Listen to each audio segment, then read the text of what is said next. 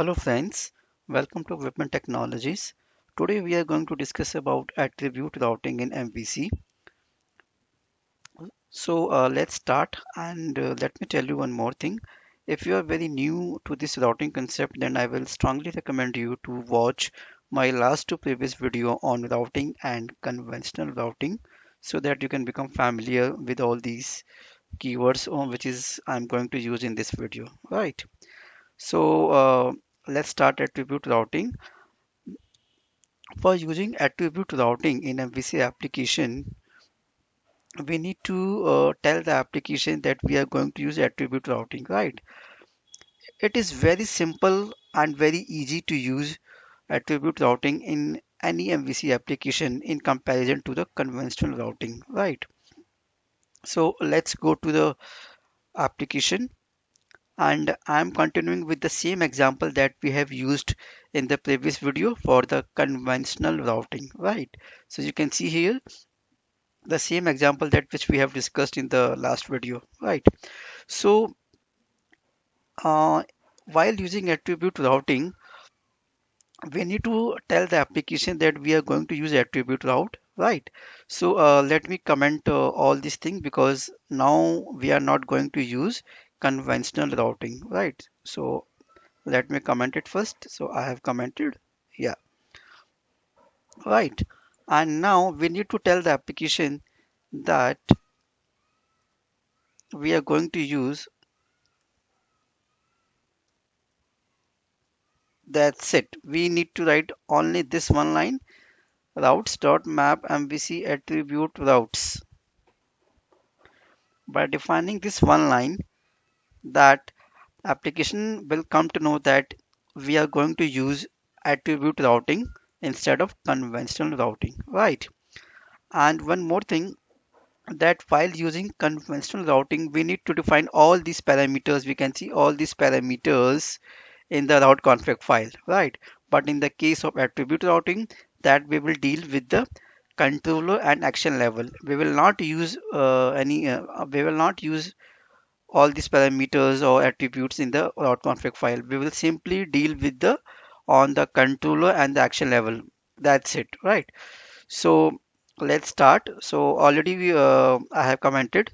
So we are not going to use the conventional approach, and we have already tell the application that we are going to use attribute routing. This line also we can define in the global.acx file in this file, right? Here also we can define, or either we can define here also. So anywhere the place which you want, you can define this line. So let's save the changes. And now let's go to the controller, and over here we need to define the attributes on the top of the action level, right? We can define. So let's define for the first route, and over here we need to define the pattern. Remember one thing, the concept is almost same. If you see, when we were using conventional routing, we need to define this URL. This is basically a pattern, right? Which we need to define the pattern, right? So the same we need to define the pattern over here. So let me copy this and let me paste it over here. Now we have decorated this action method with this attribute, right? And we are telling that we have defined this pattern for this action method. Now we don't need to define any controller name or any action because it is already inside this controller and we are applying for this particular action method, right? So that's very simple to use. That's it, right? N- Now let me write for the remaining two action method also. For this action method, it is getting one record for given ID, right? So we need to define the pattern accordingly. So let's copy the pattern over here. The same thing that what we have defined in this. Okay, so let me delete this, and we have defined over here the pattern for this action method also, right? And the same we will define for this action method. And for this, on the basis of ID, we need to fetch the address of a particular employee, right? So over here we will write address. If you see in the conventional routing, you can see for this we design the pattern like this, right? So the same pattern we are defining on the top of the action method, right? So that's it. I'm saving the changes and now run the application.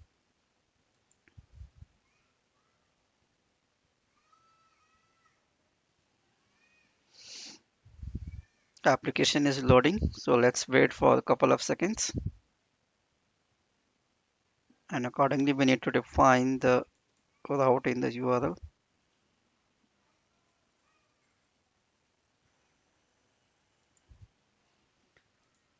So we need to define the URL, right? So employ and press enter.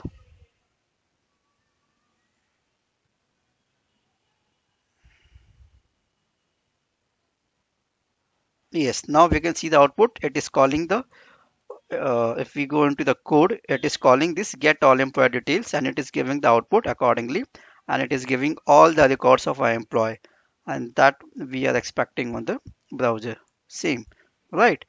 Now, now we want to get employee record on the basis of ID. So let pass the ID in the URL. So passing the ID, let's suppose 3. Oh, we are getting error. Why it is getting? Oh, okay. And why we are getting this error? Okay, so let's go back to the application and check that out. What we have defined. Okay, there is a space. You can see there is a space. So we need to remove the space. So let me stop the application first, and let's remove the space in the pattern what we have defined in the route attribute. We can see, and the same we need to remove the space from here also, right? So the space should not be there. So keep this thing in mind and now save the changes, and now I'm running the application again, and let's run the application and see the output. Yes, so now we need to pass in the URL employee. Yeah, so let's see the output. It will give the all employee records.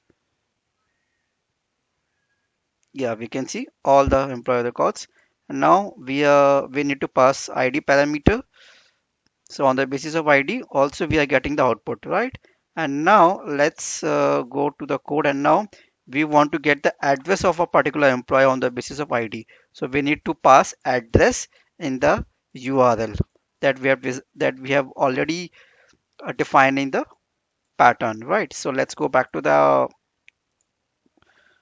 browser and let's define the address.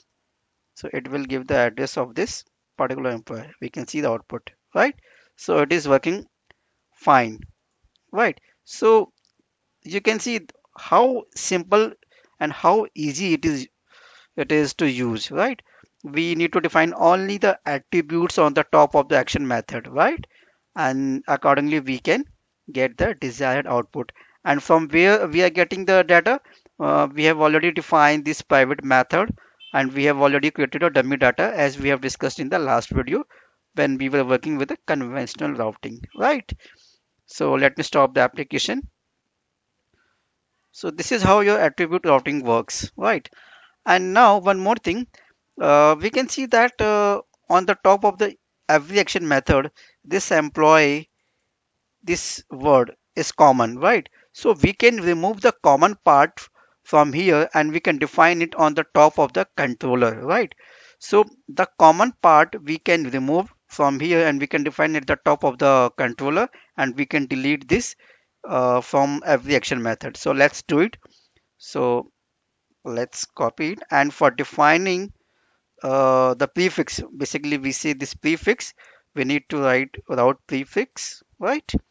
And the common part, employee is a common part in the every pattern we can see. So we have defined on the top of the controller. Now it will be applicable to all the action method which is available inside this controller, employee controller, right?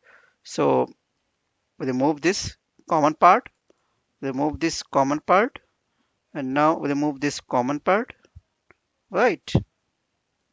Save the changes.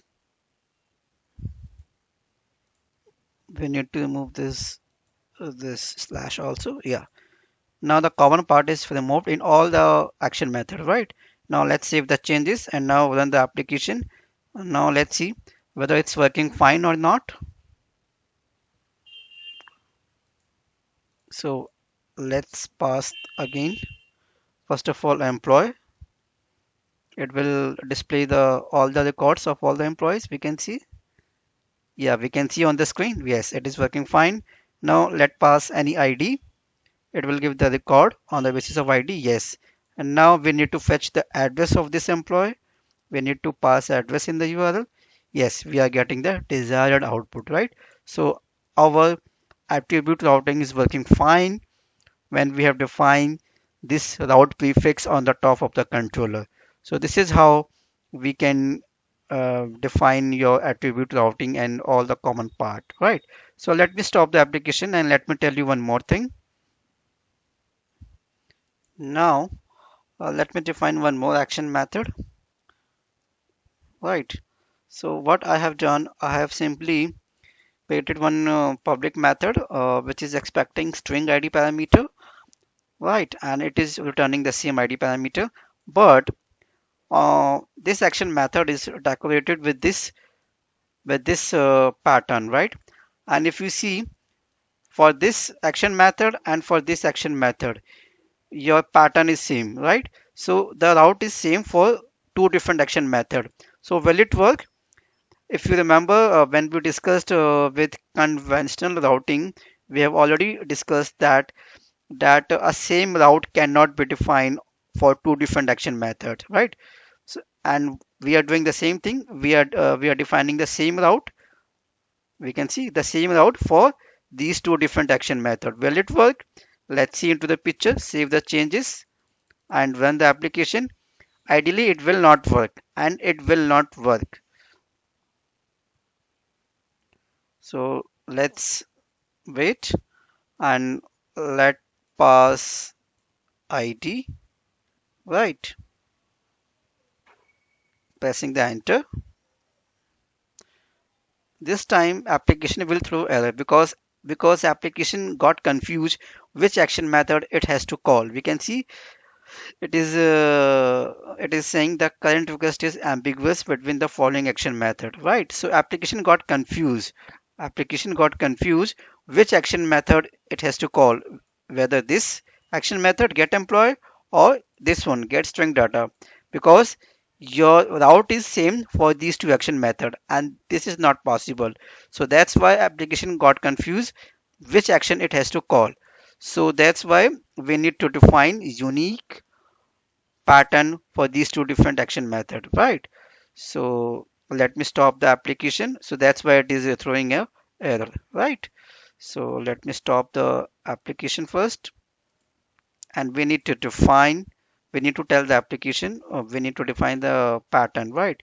So over here we can define, we can say we can apply constraints, right? We need to define that it is going to expect integer parameter. The same that when we were discussing about constraint in conventional routing, we can see we have apply the constraints, right? So accordingly, we can apply constraints over here in the attribute routing. So now this action method will be expecting this pattern, right? So it will accept those requests only which will be having integer parameter in the request, right? So for the integer parameter, the control will come here, and for any string parameter, you know very well in the .NET, each and everything is treated in a string. So for every request, we can say if a parameter is not integer, then the request will come over here. So let's save the changes and run the application to see into the picture whether it is working fine or not. So application has been built successfully. So let's go back here And now let press enter with the same.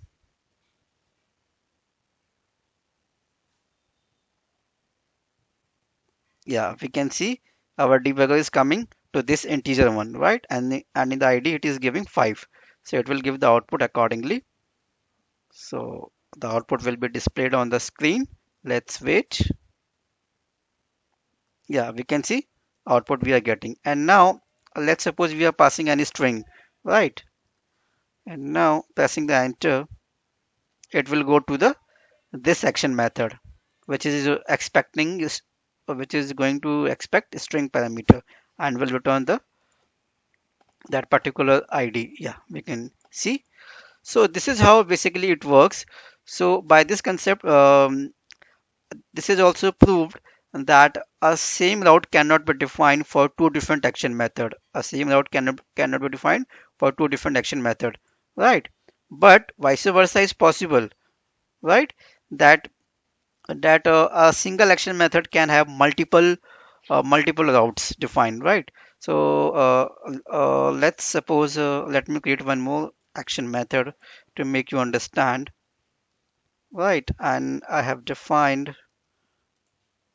a route for this action method. Over here we have defined, let's suppose we name it contact us, right? And we are going to define over here contact us, right? Now save the changes. And I'm defining one more action method, and in this we can see I have defined one action method with contact us, which is going to return string, right? And for this we have defined the pattern, we have defined the root for this action method is contact us, right? So let's save the changes and run the application. Yeah, but let's define one more route, because we are going to discuss that a single action method can have multiple routes, and this time let's pass this route, right? Now these two routes are different, right? And now save the changes, run the application. Now we will see that both of these routes are going to work for this action method or not. So let wait, and let's pass the controller name. This is what we have defined on the top of this controller. We can see in the route prefix employee, right? And after that we need to call for this action method, so we need to define this, right? So let's go back to the browser, and now we need to call contact us. Contact us, pressing the enter. Yeah, we can see we are getting the output. This is a contact us page, the same, right? And now let's call another route which we have defined for this action method. This time also we are getting the output, same output, right? So we have already seen that for a single action method a multiple routes can be defined. It is possible, but a same route cannot be defined for two different action methods, that we have already seen in the picture, right? So this is how basically your attribute routing works. And one more thing, let me tell you one more thing, that let's suppose we want to override this prefix, we want to override in for the given action method. For that also we can do, we need to apply that tilde symbol over here. So let's suppose we want to override this, we need to apply tilde symbol and then this. Now by doing this, what we are doing, that now in the URL we don't need to pass the full